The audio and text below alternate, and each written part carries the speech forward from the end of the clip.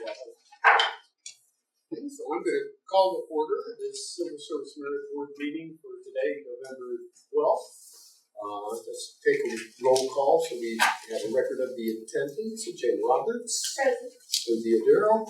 Present. Scott Schimmel. Present. Stephanie Taylor. Present. And I'm Bill Lyons. Present. So we're all present and accounted for. The first item of on the agenda is approval of the minutes of the public hearing on the rules that were held Wednesday, September 10th, 2025. Motion. Okay. Second. Motion is second. Any discussion? All in favor of approving the minutes from the public hearing indicate by saying aye. Aye. Minutes are approved. Approval of the minutes of the previous business meeting held the same day, Wednesday, September 10th, 2025. Motion. Motion. Second. Okay. We have a motion and multiple seconds. Any discussion? Okay. All those in favor of approval of these minutes, please indicate by saying aye. Aye. Minutes are approved. Okay. The next section deals with the reports. And Melissa, you have the first staff report, and then we'll hear from HR after that. Okay. I wanted to give you an update on our Oracle project. We're supposed to go live the end of January, so we've been having meetings and with HR2 on how to prepare for that. So I'll keep you updated on that. Also, our eSkill contract, that is our test platform that we use for our multiple choice exams. We had to get that contract renewed. It did go up a little bit in price, but they gave us a discount if we got a multi-year contract. So council approved that last night, so it'll be for 2 years. So we should have that set up pretty soon. And also, they're giving us some new things with this plan. So we'll be getting custom questions and assessment consulting and account manager. So we'll have to see what all that is. So we're pretty excited to get that set and going. I wanted to mention the police structured oral interviews. We're going to have those November 17th and 18th. And what that is, that's the promotional process for captain, lieutenant, and sergeant. So we hope to have those finished by the 18th, and we'll get the names sent over to KPD for consideration. I did want to mention that particular test, I don't know if we've ever talked about it, but the oral boards, we bring in raters from other agencies, and they rate the applicants. So that's kind of what we do with that one. I included a status report.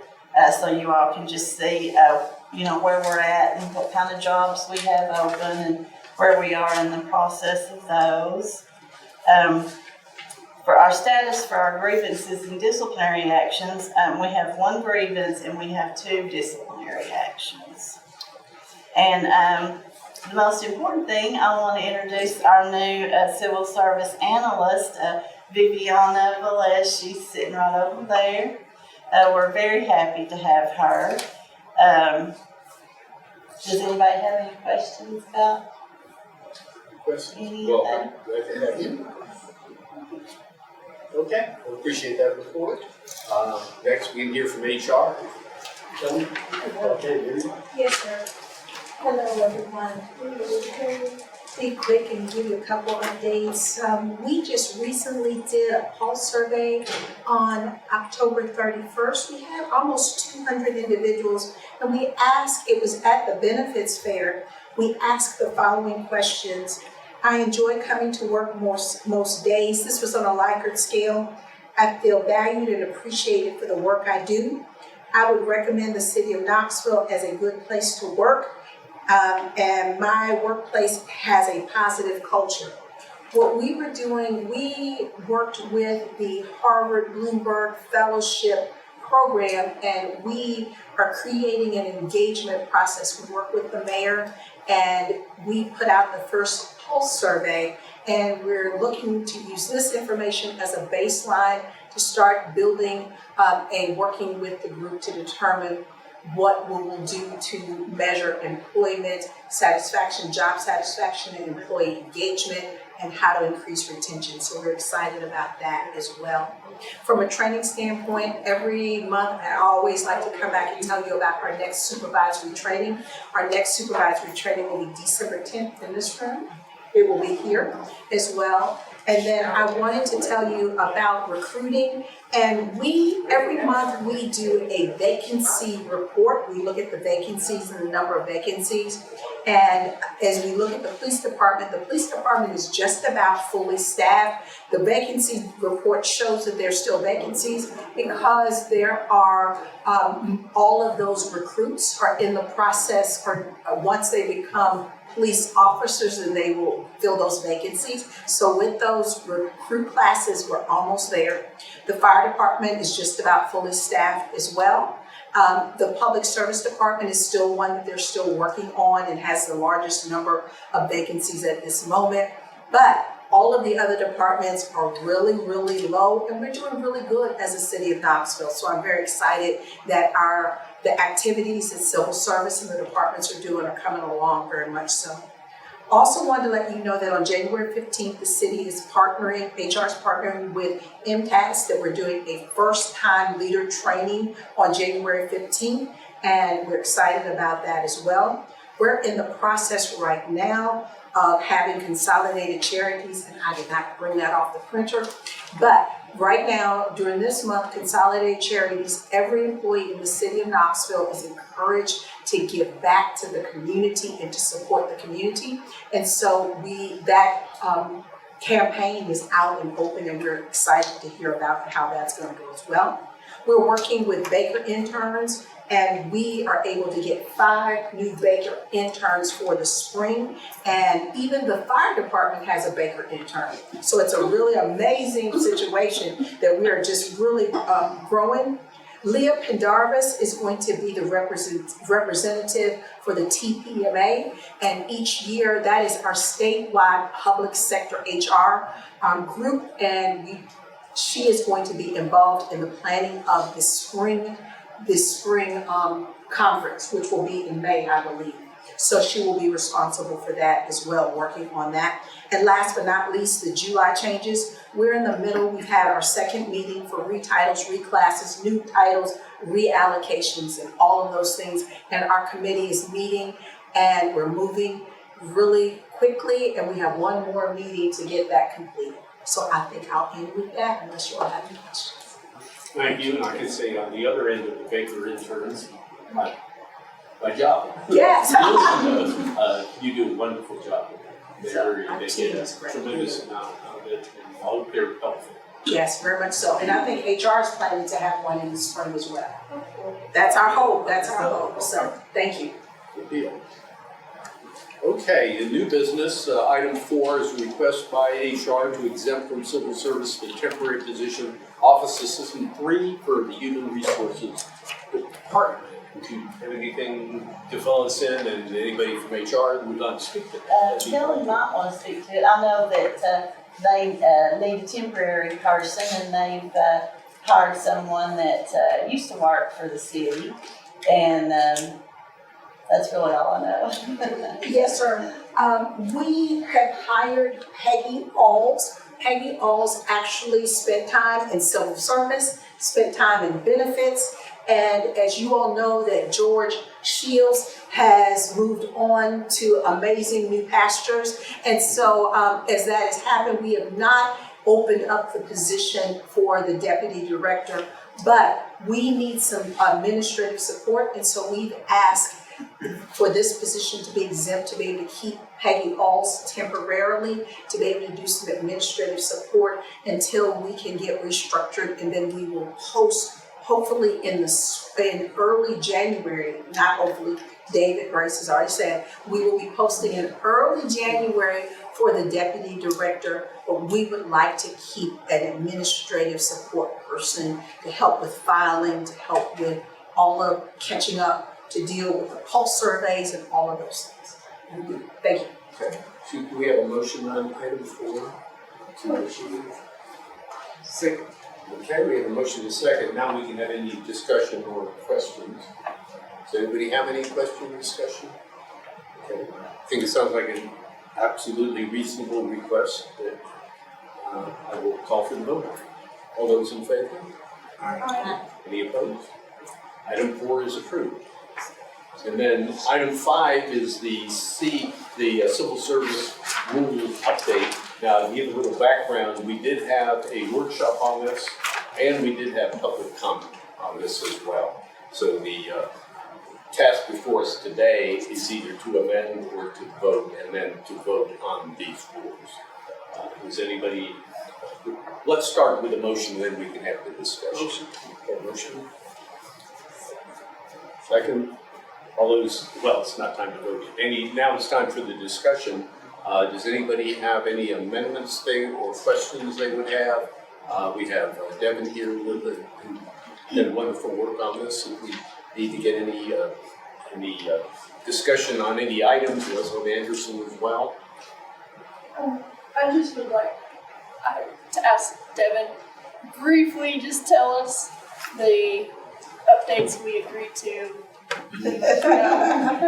Remind us of what we agreed to. Remind us for everybody. That's right. Certainly not going to rehash the entirety of the workshop and the public hearing, the business meeting, but the only changes that have been made since our last discussion, which would have been the business meeting in September, two minor things that are non-substantive changes that actually relate to the same issue, and thanks to Anderson for catching this for us. I'll start with the second one first and then backtrack. At the end of rules 18 and 19, I believe they are now, as they'll be renumbered. That's the disciplinary appeal rule and the grievance procedure rule. The way that those rules currently spell out how an appeal operates, if someone is dissatisfied with an outcome from a grievance or from a disciplinary appeal and want to appeal that action to court, the process for doing that is set out in the disciplinary appeals rule, but not in the grievance rule as it currently is worded. The grievance rule simply says, go look at Article 27, which is the current disciplinary rule, do what that says to do. So it makes sense for, again, ease of employee use to eliminate that cross-reference. So essentially what Anderson and I have talked about and done is just we're copying it and pasting basically from the disciplinary appeals rule to the end of the grievance rule. So when an employee gets an adverse grievance outcome and wants to see how they can appeal, they don't have to start flipping through the rules to find them. The only other change that I can think of, and Anderson, by all means, piggyback on here if I'm wrong, but the only other one that I can recall is in the course of making that revision to eliminate the cross-reference to the appeal. The definition of days in the very first rule had been worded to indicate that all calculation of time periods for purposes of the rules, days would mean working days, excluding holidays. When you get to the appeals part of a disciplinary appeal or a grievance, that cannot be the case because of external law. There's a 60-day period for that appeal to be filed. In calculating days for that purpose, it's got to be calendar days, again, pursuant to outside law. So the definition of days was slightly revised to accommodate that change, to just spell out like, hey, in every one of the rules, we're talking about working days, but for this one instance for an appeal to court. So that's it. Those are the only revisions that have taken place since we last discussed in September. And again, I think Dr. Lyons did a great job of explaining this, but I want to laud you guys for your patience and for your attention to detail with this and sitting through a far too long presentation at the workshop, a public hearing, and then further comments from me at our last business meeting, and yet again here today for the fourth time. So I hopefully will shut up and let you guys do what you need to do now. But thank you so much for your efforts here. I would return the laudatory remarks to you, Anderson, but for you, because getting these rules in order and rational, and so that employees can easily see, what their appeals rights are, in conjunction with any actions they may have started to undertake in an appeal. I think it's really helpful. And then just having this all arranged and rationalized and clear was really needed to be done. It was a big task. So we very much appreciate your not only getting in there and digging and getting everything in very good shape, communicating it clearly so we have an effective public hearing, employees and the public could be aware of what was proposed. I think unless anybody has any other questions, I think we're ready for. I have a question, Max. We had a public comment period and already, and really this is not appropriate time for questions. I didn't know, I'm sorry, I just. Okay, that's all right. With that in mind, do we have any other discussion or questions? Okay, all those in favor, please indicate by saying aye. Aye. Opposed? The rules update has been approved. And I think I don't mean to be disruptive of any questions, but I think if we can clarify anything with any of us, or actually probably with Devin and Anderson, it's a legal issue after that. Okay, that's it. Sure. Okay, do we have any other business to come before the board today? Well, with that in mind, I appreciate this very efficient. I believe somebody signed up to speak. Did somebody sign up to speak? Okay. Well, I had questions on that, but you kind of. Okay. Sorry. I wasn't exactly aware. That's okay. Yeah, the way these work, we have a very constrained procedure where we have a workshop which is public, and then we have time to make public comments. So we really don't have a process for a Q&A. So I was just gonna I didn't really know about that until after it happened, because the information does not get to public service well. It doesn't spread through the employees. Right. Not everyone down there has access to a computer. Right. I know emails, public services and stuff like that. definitely that is an issue. So a lot of times, we hear about stuff after it happens, and then it's too late now. Okay, well, thank you. Okay, with that in mind, I guess I'll entertain the motion. Oh, sure. Oh, very good. Motion. We're going to defer to these two for the motion. All right, all those in favor of adjournment? Aye. Okay, this meeting is hereby adjourned, and we'll see you next month if we have business to draw. Thank you.